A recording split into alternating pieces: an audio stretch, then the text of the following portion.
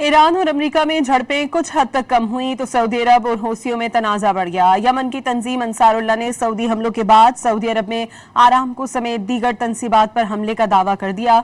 Yemen की फौज ने भी हौसियों को निशाना बनाया। अलजोफ सूबे में सऊदी हिमायत याफ्ता यमनी फोर्सेस और हौसियों के दरमियान शदीद झड़पें अब भी जारी हैं।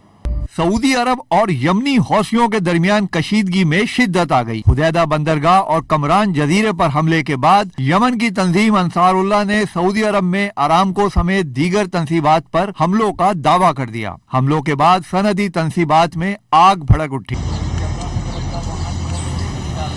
अंसारुल्लाह का कहना है कि सऊदी अरब की जानिब से हुदैदा बंदरगाह और कमरान जजीरे पर फदाई हमले किए गए थे, जिसका इंतकाम जीजान और यम्बा शहरों में कायम आरामको तेल तंसीबात पर 2 हमलों से लिया गया। इन तंसीबात पर दर्जनों ड्रोन, बैलिस्टिक और क्रूज मिसाइल फायर किए गए। तंजीम के मुताबिक हमलों का हदफ यम्बा की वो बंदरगाह भी थी जो सऊदी अरब की अहम ऑयल पाइपलाइन का मरकज समझी जाती है। सऊदी फौजी इत्तेहाद के मुताबिक मुतअद्दिद मिसाइल और ड्रोन मार गिराए गए। दूसरी जानिब यमनी फौज ने भी हौसियों के मिसाइल और ड्रोन लॉन्च करने के मकामात को निशाना बनाया। अलजौफ सूबे में सऊदी हिमायत याफ्ता यमनी फोर्सेस और हौसियों के दरमियान घमसान की लड़ाई अब भी जारी है।